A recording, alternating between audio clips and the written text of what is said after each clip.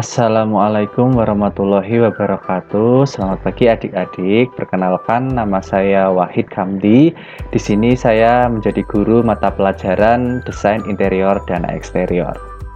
Pada kesempatan kali ini saya akan mengajarkan mengenai dasar-dasar desain interior. Langsung saja ya. Yang pertama adalah mengenai latar belakang desain interior. Latar belakang adanya ilmu desain interior adalah adanya kebutuhan dasar manusia yang menghendaki sebuah ruang dengan suasana yang nyaman, baik, indah, dan mampu melayani segala kebutuhan secara fisik maupun emosional. Kemudian yang kedua adalah pengertian desain interior. Jadi desain interior adalah pengolahan ruang dalam suatu bangunan yang meliputi semua pendukung di dalamnya yang menjadikan ruangan tersebut nyaman, indah, dan memenuhi fungsi utamanya. Kemudian elemen utama ruangan seperti lantai, dinding, dan langit-langit diolah menjadi lebih indah dan menarik, kemudian dilengkapi dengan penunjangnya seperti furniture dan benda seni. Selanjutnya, kita akan belajar mengenai sejarah desain interior. Sejarah desain interior ini lebih tua daripada sejarah arsitektur. Mengapa demikian? Karena sejarah desain interior ini ditemukan pada zaman prasejarah, yaitu zaman Epipaleolitik, Neolitikum akhir, Eneolitikum, dan zaman perunggu. Ditemukan di Magura Cave, barat laut Bulgaria. Lukisan-lukisan tersebut dibuat sekitar 8.000 hingga 10.000 tahun yang lalu. Dengan bentuk yang menggambarkan pada manusia dan hewan telah mencirikan keinginan manusia untuk menghiasi tempat tinggal mereka.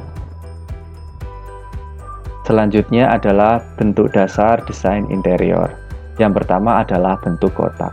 Bentuk kotak diaplikasikan dalam bentuk 2 dimensi dan 3 dimensi, seperti pada bentuk pola lantai yang digunakan untuk interior. Sedangkan bentuk lainnya adalah dalam penerapan ornamen interior seperti lukisan, ornamen pada dinding, kemudian furniture, dan hiasan lain yang memiliki bentuk segi empat yang juga dijadikan sebagai pelengkap desain interior. Kita bisa lihat ya, gambarnya ada di bawah.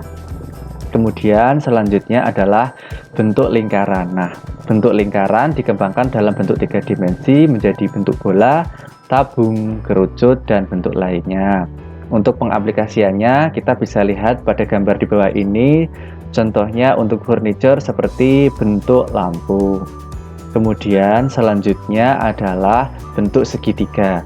Bentuk segitiga memberi kesan kokoh dalam suatu bangunan. Bentuk ini bisa dikembangkan dalam bentuk 3 dimensi dan 2 dimensi. Pengaplikasiannya seperti atap, furniture, dinding, jendela, dan lain-lain. Untuk contoh gambarnya itu, bentuknya yang segitiga itu adalah jendela. Selanjutnya kita akan belajar mengenai konsep desain interior. Jadi, konsep desain merupakan awal yang sangat menentukan dalam melakukan pengorganisasian ruang. Dengan tahapan awal ini, maka perancang mengumpulkan informasi sebanyak mungkin mengenai ruang yang akan dirancangnya. Pengumpulan informasi ini menitik beratkan pada 3 faktor utama dalam perencanaan interior, yaitu manusia, ruangan, dan lingkungan. Selanjutnya adalah saya akan menjelaskan mengenai gaya desain interior. Jadi, gaya desain interior merupakan representasi desain yang diterapkan untuk ruangan masa kini dengan memperhatikan segi estetis dan pertimbangan konsep yang telah dibuat berdasarkan pada pengumpulan informasi. Berikut merupakan gaya desain interior. Yang pertama adalah gaya klasik Eropa. Ciri-cirinya, semua elemen ruang lantai, dinding, dan langit-langit diolah secara maksimal. Desain pilar-pilar seperti pada desain Yunani kuno menjadi ciri khas yang menjadi bagian penunjang ruang. Kemudian pemberian unsur-unsur dekoratif untuk bidang lantai, dinding, dan langit-langit. Kita bisa lihat ya bahwa gaya klasik Eropa ini Cirinya sangat mewah. Selanjutnya adalah gaya Mediterranean.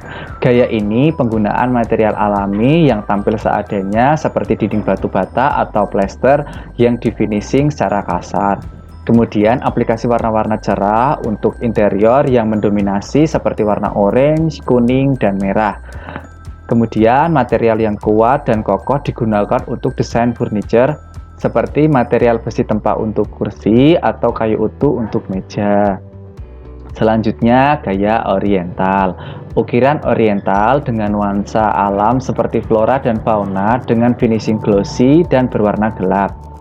Garis vertikal dan horizontal dijadikan tema dalam mendesain ruang desain interior oriental. Kemudian unsur dekorasi berupa keramik dan lukisan Cina atau banyak juga yang menggunakan lukisan berupa kaligrafi tulisan Cina. Kita bisa lihat ya gaya oriental pada gambar ini. Selanjutnya adalah gaya modern minimalis. Gaya modern minimalis memiliki ciri yang pertama elemen ruang yang tampil polos tanpa dekorasi yang rumit seperti ukiran. Kemudian penggunaan warna-warna alami seperti putih dan warna-warna kusam seperti abu-abu atau coklat. Selanjutnya bukaan kaca yang lebar sebagai sirkulasi udara dengan pencahayaan alami. Kita bisa lihat ya gambarnya.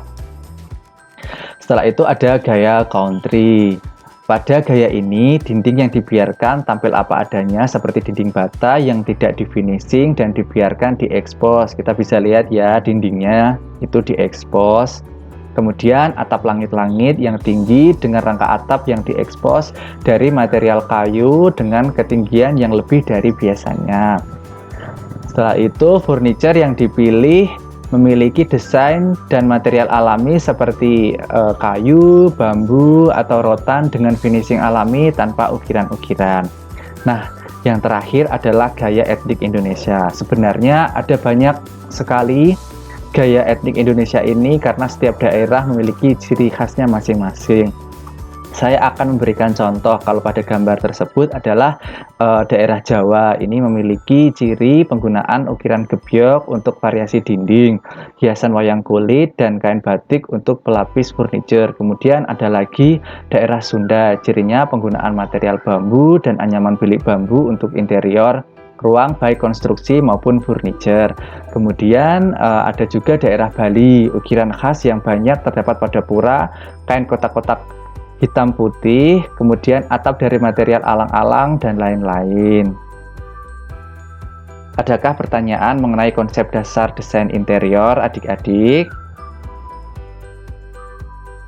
Baiklah, kalau belum ada pertanyaan, marilah kita review sebentar bahwa tadi kita sudah belajar mengenai latar belakang desain interior, bahwa adanya kebutuhan dasar manusia untuk menempati sebuah ruang yang nyaman, baik, indah, dan mampu melayani kebutuhan secara fisik maupun emosional. Kemudian kita tadi juga belajar mengenai pengertian desain interior. Setelah kita tahu mengenai desain interior, kita tadi juga belajar mengenai sejarah interior.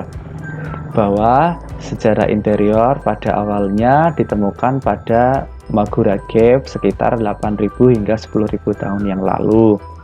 Kita tadi juga belajar mengenai bentuk dasar interior seperti bentuk kotak, bentuk lingkaran, dan bentuk segitiga. Setelah itu, kita tadi juga belajar mengenai konsep desain, di mana harus mengumpulkan banyak informasi agar kita bisa mendesain interior. Informasi yang kita dapatkan ada 3 hal mengenai manusia, ruangan, dan lingkungan. Setelah itu, tadi kita juga belajar mengenai gaya desain interior, di mana ada gaya Eropa, gaya Mediterranean, gaya oriental, gaya modern minimalis, gaya country, dan yang terakhir adalah gaya etnik Indonesia. Untuk itu, pada kesempatan kali ini Bapak akan memberikan PR.